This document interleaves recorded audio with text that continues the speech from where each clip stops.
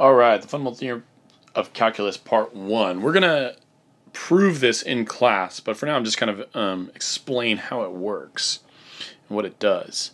So we've talked about the antiderivative and the integral and how you can use the antiderivative to find the integral, to calculate the integral, or to come up with an expression. But now we're actually going to evaluate it to a numerical amount.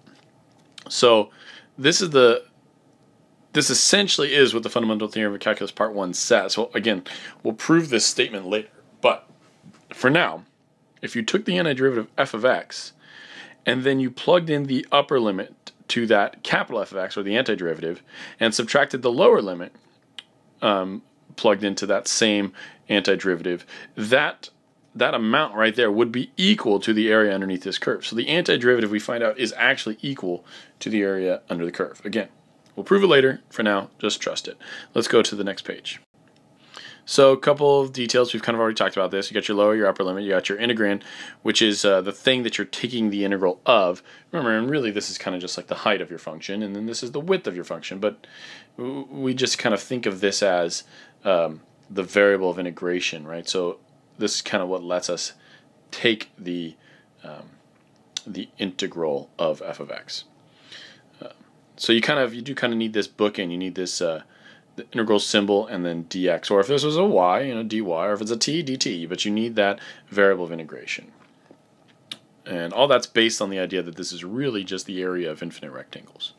Okay. All right. So before we were taking the antiderivative and just leaving it in terms of antiderivative, and now we're actually going to set it up without actually solving it. On the first one, though, I'd like to just show you an example of how this works. We talked about this a little bit before. You could kind of think of this as just a graph of 4, and it's from 0 to 3. And so we're really just finding this area. And this is pretty easy to calculate because you have some height of 4 and now a width of 3. So we can see this is going to equal 12.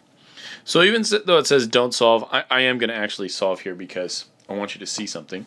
But if it said don't solve, let's try that first. Let's just set up the fundamental theorem of calculus. Well, the first thing we do is we just take the antiderivative of 4, and we know that that's just 4x. Now technically we're used to adding a constant in here, and then we evaluate this from 0 to 3. So I'm going to show you why this constant isn't really relevant when we're talking about the definite integral. So we got 4x plus some constant c. Well, let's go ahead and evaluate this if we were to think about this. I'm not going to evaluate everything, but remember that this here is like your capital F of x. And the fundamental theorem of calculus said that, if you have an a and a b and f of x dx, that this is going to equal the antiderivative of b minus the antiderivative of a. And we're not going to we don't need to actually solve it all the way through, but I just want to demonstrate to you once. So, well, what does that mean? That means that this thing up here would equal f of b minus f of a. And in this situation, we know that our b is like 3 and our a is like 0. So let's just kind of see what would that look like. So that would look like 4 times 3 plus c minus, and then we're subtracting a whole function here, so let's use some brackets. F of 0 would be 4 times 0, also plus the same constant because it's the same function. So you can kind of see what's going to happen here. I'm just trying to show you why we're not going to need to worry about this c for now, but let's just take a look at this. So 4 times 3, well, that would be 12 plus some constant minus, well, 4 times 0, that's just 0. And if you distribute this negative to this c, well, that's a negative c. And so what ends up happening is these c values will always just cancel each other out.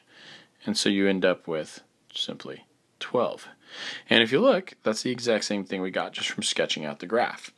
So all they would really need to answer this question, if they want you to not solve, is to just have f of 4, or I'm sorry, f of 3, or 4 times 3 minus 4 times 0, or f of 0. That's all they really need. I'm just trying to show you why the c doesn't really matter when you're doing a definite integral, because it's always going to cancel each other out because you're always subtracting it.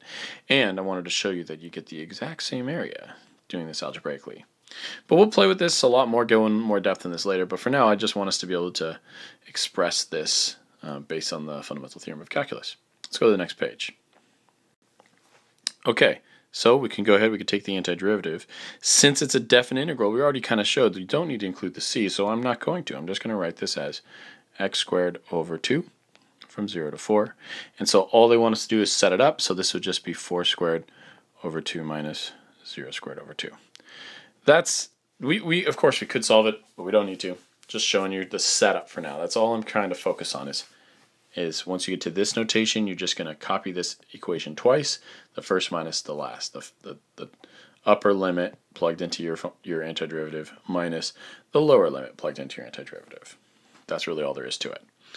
Why don't you try B on your own, give it a shot, and then pause the video and then just unpause it when you're ready to check your work.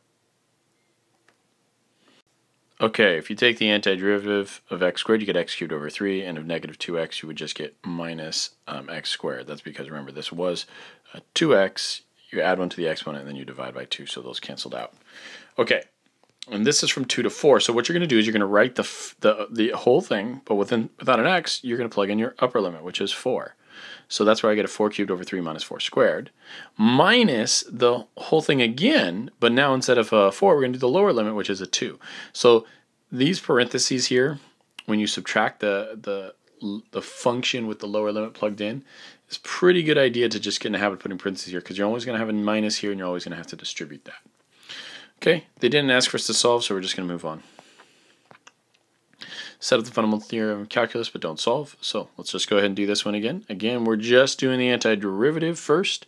So this becomes 9x squared over 2 minus 2x, and this is from 0 to 3. All right, if I was to plug everything in, this would be 9 times 3 squared over 2 minus 2 times 3 minus, let's use parentheses now, 0 squared over 2 minus 2 times 0. And yeah, all this is going to zero out, and sometimes that happens. It's real nice. We don't even really have to worry about this because this all is just going to turn into 0 when we just evaluate this first part. Again, they said don't solve, so we're done. Let's go to the next page. Okay, so similar one, set up, but don't solve. We're just getting the habit of taking the antiderivative and the notation that we need to use. So x cubed turns into x to the 4th, but we have to divide by 4, and this is from negative 1 to 1. If I was to plug this in, the upper limit is 1, so it's 1 to the 4th over 4 minus negative 1 to the 4th over 4. And most of you guys probably see what's going to happen here. A negative to an even exponent just becomes a positive, so these are actually going to zero out. This is going to end up being 0. And I know it says don't solve, but we can kind of see what's going to happen, that it's going to end up being 0, and there's a reason for that. Let's think about what this function looks like. What does x cubed look like? Well, on the graph, doesn't x cubed look something like this? And if you go from negative 1 to 1, you're going to see that you have, I know my graph isn't perfect, but you have some positive and some negative area. And since this thing is an odd function, this positive and negative area are going to exactly cancel each other out as long as you're evaluating some symmetric view along the y-axis. So it's symmetric in that we're going the same distance to the left as we are to the right, and so these areas are exact opposites of each other. So that makes sense that we would end up with a 0 here. And sure enough, I know it says don't solve, but I just can't resist. Okay, let's go to the next one. All right, so this one looks a little tricky, but I think you guys could figure it out. Try rewriting it, take the antiderivative, and just plug in your values, but don't solve. Pause the video, give it a shot, and then check back when you're ready. Okay, hopefully you saw that you can make this into x to the negative 2. Then when you take the antiderivative, this would just become x to the negative 1 because you're just adding 1 to the exponent, then dividing by the new exponent. And the negative 1 just becomes negative x, and this is from 1 to 2. I cleaned it up a little bit because we could just put the x on bottom. The negative sign can just go on top, so this is negative 3 over x minus x from 1 to 2. So plug in our 2 minus plug in our 1. That's all there really is to it. Of course, you could solve this, but they don't ask us to. So I think that's it. Now we're ready for the next video, which we actually will get to solve some of these.